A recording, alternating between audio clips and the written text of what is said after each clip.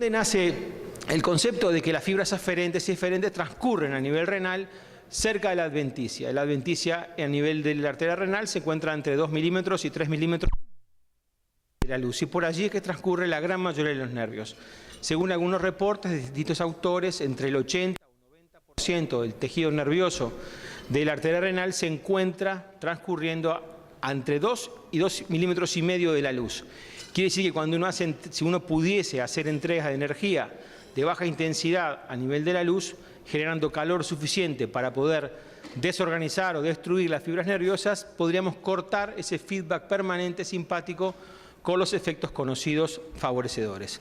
La técnica es bastante clara y es clásica y es muy sencilla. En realidad, yo siempre digo que la denervación renal no es que sea fácil o difícil, sino que es difícil tener complicaciones graves que ocasionen la mortalidad o una complicación vital severa del paciente. Sí, es muy fácil hacer el procedimiento en forma incorrecta. Por lo cual, hablábamos con algunos colegas antes de comenzar esta presentación, es importantísimo tratar de hacerlo en forma correcta, ya que no tenemos parámetros inmediatos de éxito, sino tenemos parámetros indirectos de éxito inmediato. Entonces es importante hacerlo, el procedimiento, de la forma más adecuada y correcta para estar seguros que obtenemos un resultado bueno a mediano y a largo plazo. La técnica es muy clara, son 4 o 6 denervaciones como mínimo de sectores distales a proximales. Cuanto más denervaciones hagamos mejor, tratando de aplicar energía cubriendo todos los territorios posibles de la arteria renal, es decir, caudal, cefálico, anterior y posterior, para de esa forma asegurarnos de que estamos desconectando el sistema simpático de la parte central, es decir, cortamos esas vías aferentes que nos van a mantener la hiperactividad simpática. Esto es un gráfico interesante que muestra fundamentalmente lo que es la luz y la cantidad de energía que tenemos que entregar. Como pueden ver, a nivel corporal, donde tenemos el electrodo apoyado en la pared, la energía puede fluctuar entre los 50 a 65 grados, a veces un poco menos, y la zona de mayor calor puede llegar a los 80 grados a nivel de la arteria renal. Hay múltiples estudios anatopatológicos, múltiples análisis en animales que muestran de que la injuria a nivel de la arteria renal es una injuria pequeña y controlada, que no tiene complicaciones y que no requiere ninguna terapia adicional. En general, únicamente utilizando heparina durante el procedimiento es suficientemente seguro. Hay interesantes análisis de OCT que muestran que estos pacientes, en general, cuando se utiliza el sistema Symplicity, que es un catéter específicamente diseñado para realizar la denervación renal, lo máximo que se puede producir son pequeños edemas a nivel endotelial que ceden entre 3 y 5 días por procedimiento. La gran mayoría ceden en 24 horas, pero el resto cede entre 3 y 5 días por procedimiento sin generar ningún tipo de complicación a nivel vascular. Esta es una foto sacada de un artículo publicado en JACC, donde se realizó justamente un comentario de cómo se objetivaban este tipo de imágenes de edema o de espasmo a veces en las arterias renales, en sectores muy específicos de las arterias, y si tenían traducción o no a nivel endotelial. Como ustedes saben, la coherencia óptica es quizás el sistema más elegante para poder ver el endotelio dentro de los dispositivos del arsenal de dispositivos que tenemos hoy en día para analizar una pared. Y la coherencia óptica mostraba, como muy bien se ve allí a la derecha, que lo que hay es un botón, un edema del sector endotelio sin destrucción endotelial.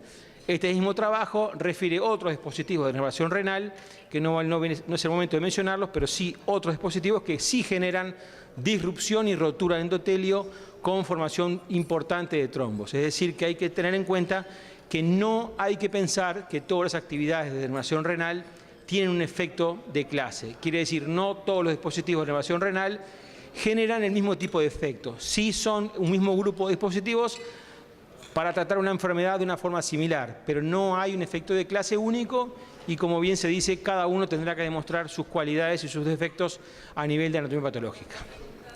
El tip del catéter, como yo comenté hoy, es extremadamente suave.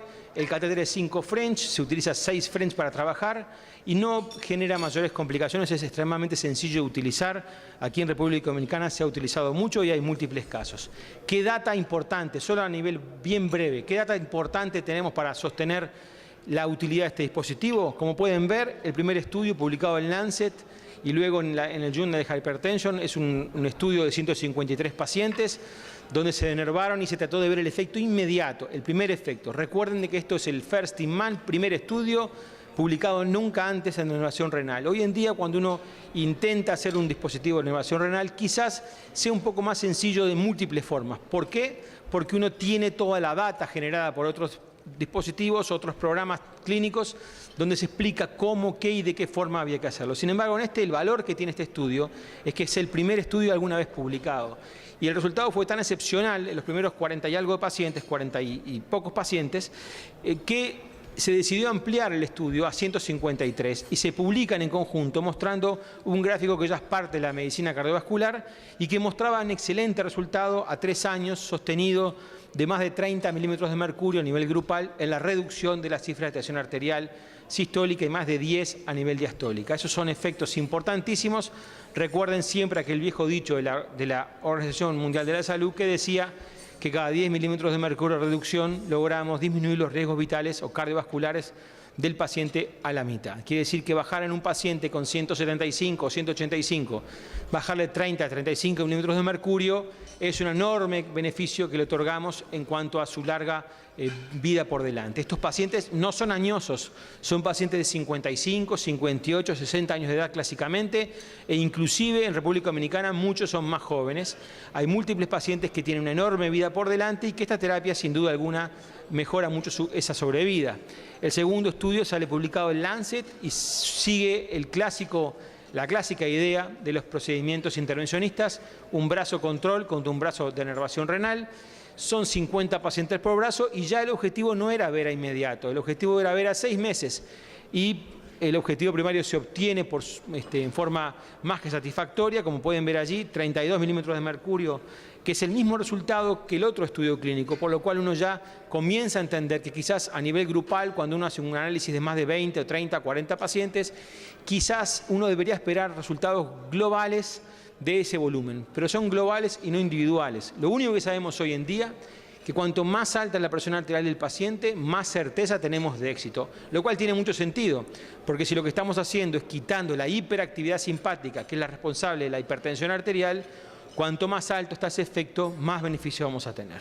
Y como vemos, el follow-up más reciente, que fue publicado meses atrás, mostraba que a 24 meses ese resultado se mantenía en el tiempo. Recuerden, tenemos entonces a 2 y 3 años resultados interesantes y en el reciente evento del EuroPCR, en el mes de mayo en París, se publicó el registro mundial, son 5.000 pacientes que se van a seguir a largo plazo, donde se han publicado entre 3 y 6 meses los primeros 617 pacientes, con 85% de ellos con cifras todos resistentes, con más de 140, donde la sistólica tenía que tener los mismos criterios clásicos, pero son pacientes de la vida real, no son pacientes de un análisis randomizado, sino son registros a nivel mundial. 620 pacientes, fíjense en la edad, 60 años, índice de masa corporal 30 y como pueden ver, prácticamente 4 o 5 fármacos todos ellos, 164 milímetros de mercurio de sistólica y una anatomía extremadamente favorable para el procedimiento, como suele suceder.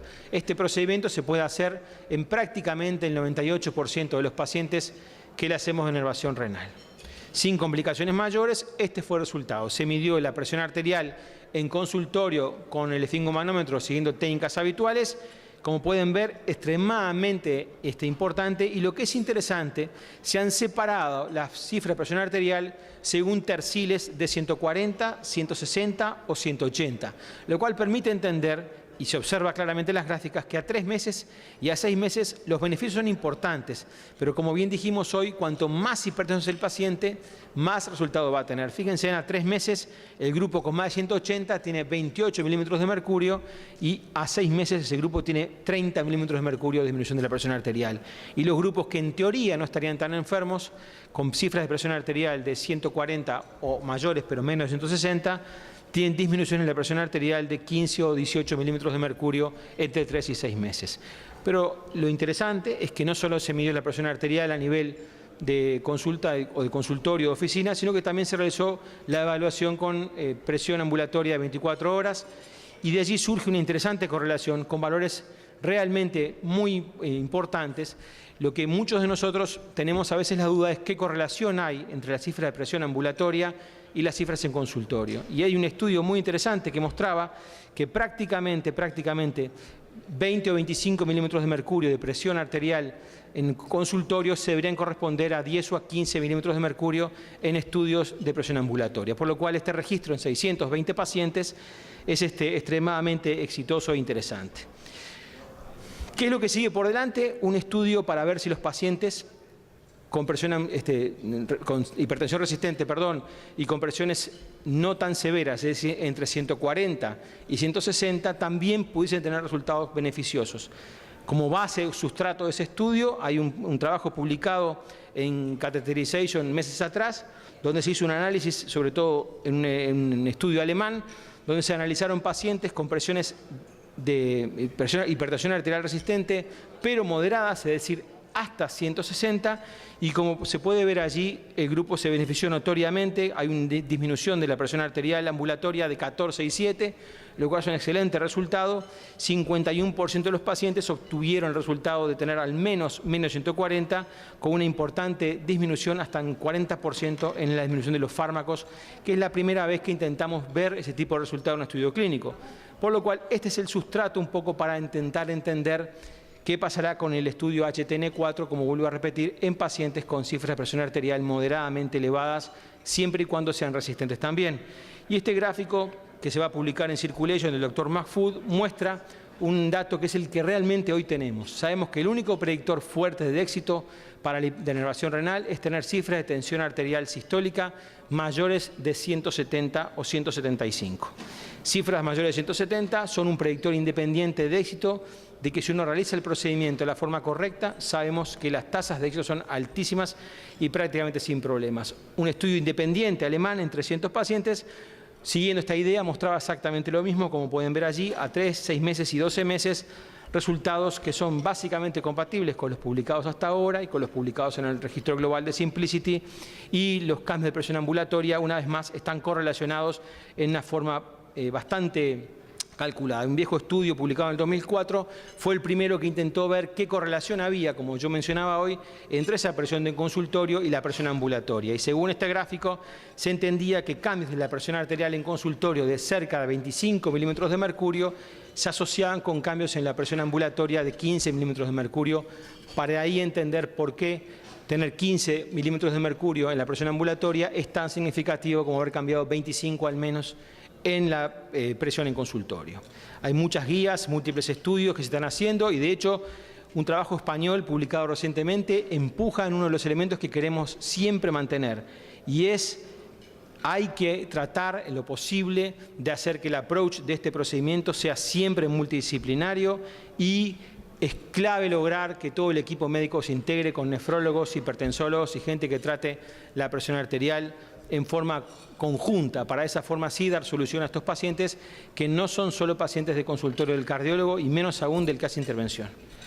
Una guía publicada recientemente en el European Heart Journal, que todavía no salió en prensa, sino que salió en la versión online, mostraba con un consenso de expertos importante, mostraba que la terapia debe realizarse en forma grupal, y esto quizás sea el primer estudio publicado previo a la inclusión en un guideline europeo, que aún no está, pero sí hay un importante consenso europeo multidisciplinario donde coinciden, como van a ver, en los criterios de inclusión, que son los clásicos criterios de Simplicity, los mismos que hemos manejado siempre y que ustedes conocen perfectamente, y los que no son intervencionistas, solo para refrescarlos, como dijimos hoy, pacientes con presiones arteriales sistólicas mayores a 160, siendo hipertensos resistentes, es decir, con 3 fármacos o más, a dosis máximas tolerables, entre los cuales una de ellas, drogas, sea un diurético.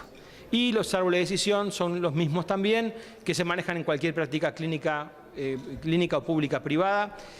Básicamente son hacer una selección del paciente descartando hipertensión secundaria, descartando pseudoresistencia, análisis bioquímicos clásicos de estos pacientes, para finalmente pensar en una denervación renal.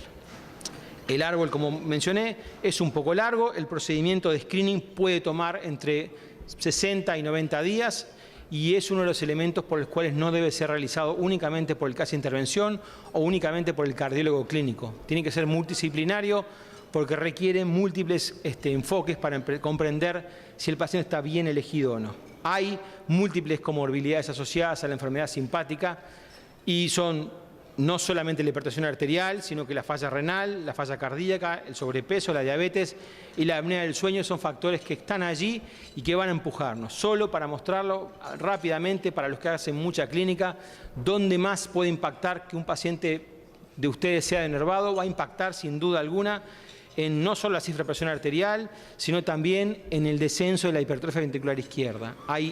Allá hay al menos media docena de estudios individuales que muestran un impacto acelerado y precoz en la disminución de la masa ventricular izquierda y una mejoría de la función ventricular, quizás la propia reducción de presión arterial, pero lo que más se sostiene es que el efecto simpático-lítico sea uno de los efectos clásicos. Sobre falla cardíaca, solo para mostrar, fíjense en qué interesante los pacientes, cómo aumentan la función ventricular izquierda, cómo mejoran los índices sistólicos y diastólicos de ventrículo izquierdo antes y después de la inervación, es decir, que no hablamos más ya quizás solo de la inervación renal para la hipertensión arterial, sino que hablamos de su efecto panvascular, de su efecto a nivel de la masa ventricular izquierda, a nivel del BNP, con reducciones significativas en estos pacientes, con una mejoría del pronóstico, y la declinación de la función renal, que es una cosa que hasta ahora nosotros veíamos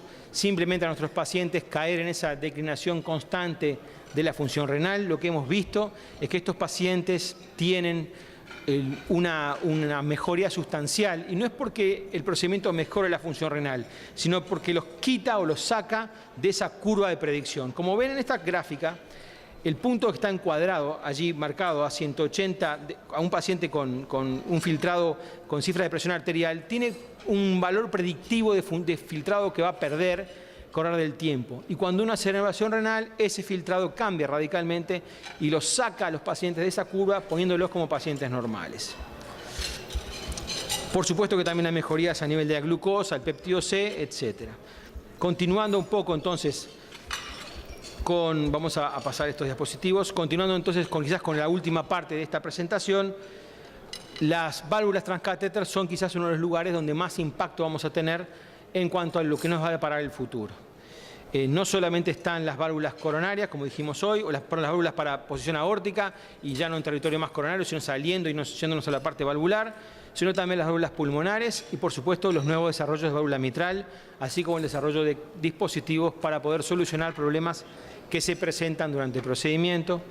Del año 2004 que comenzó este procedimiento hasta el día de hoy, 2012, 2013, se han incorporado nuevas vías de acceso, se han incorporado nuevos dispositivos y nuevas formas de válvula. Desde la válvula clásica, Corval, que tiene enormes beneficios en su geometría, donde se logra mantener el acceso coronario y con la forma que tiene previene con una pollerita la insuficiencia aórtica, hasta las medidas 23 y 31 para lograr que pacientes con anatomías diferentes tengan acceso a la terapia. Con todos esos elementos se juzgan, se logran obtener buenos resultados, y la posición de la válvula, como ven allí, es lo que llamamos una función supraanular.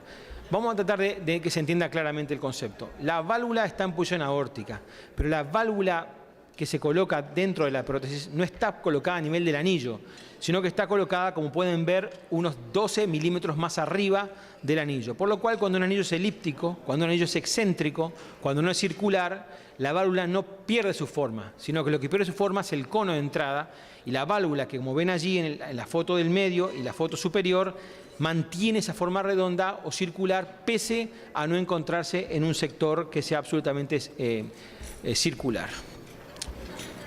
El nuevo dispositivo se llama Evolut, es una válvula que se parece mucho a la anterior, pero tiene enormes diferencias.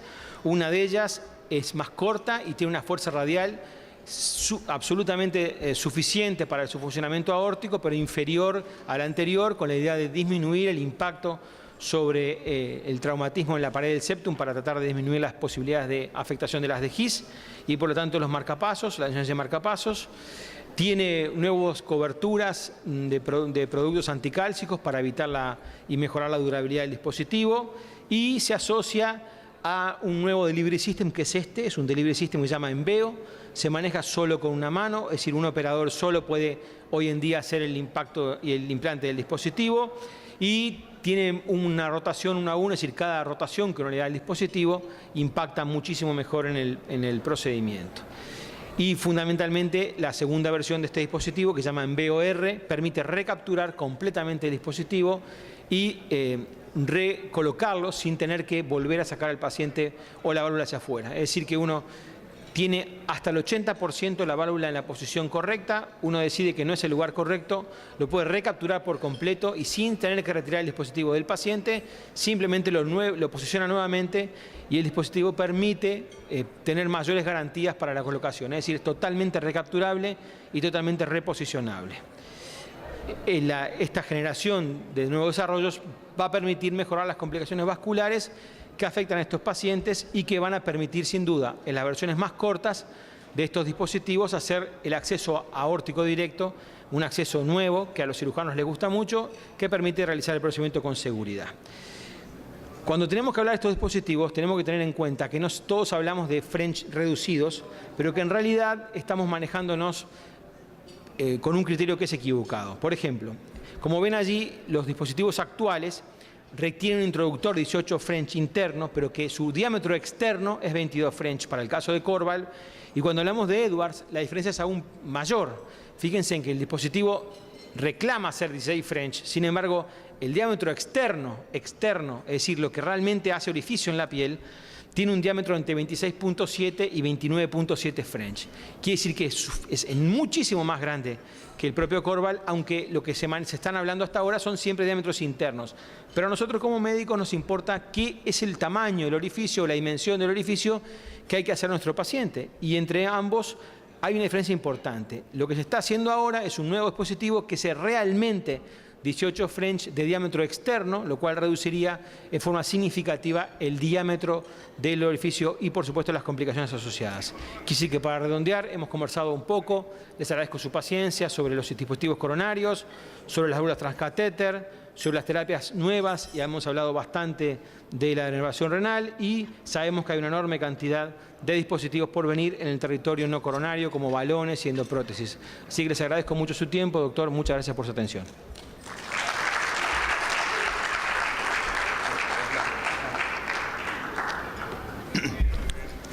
Quizás como moderador me voy a atrever a hacer una pregunta. Quizás en la parte de denervación renal, los catéteres, en el futuro estamos planteando la posibilidad de tener intervención renal vía radial. ¿Qué depara Medtronic en la parte de producción de catéter vía radial? Si había la posibilidad de esto. Y con las válvulas también, posibilidades de acceso también por vía de otras, no ahora, sino en un futuro, de acceso más rápido, que el paciente pueda irse más rápidamente a su casa. Okay. Y la segunda parte del proceso es, quizás que ustedes están involucrados en la compañía como parte comercial. Lo que estamos haciendo de denervación renal, que va a dar la aclaración, República Dominicana, después de Chile, fue una de las primeras pioneras en comenzar a hacer denervación renal. Y tenemos un volumen de pacientes de denervación renal que vamos a hacer un estudio multicéntrico para ver si podemos conseguir un número bueno que nos pueda dar a nivel internacional los valores de denervación renal. Pero para conseguir un buen volumen, obligatoriamente necesitamos negociar con las casas aseguradoras. Entonces, ese papel yo se lo dejo, y siempre he dicho que debe ser hecho por las casas comerciales. Negociar y darle el conocimiento a las casas aseguradoras para que los médicos que están aquí refiriendo puedan tener la opción de pedirlo y poder hacerlo. Porque el costo ahora de muchos pacientes, cuando nos mandan a la sala de hemodinamia para hacer una denervación renal, nos bloquea mucho eso.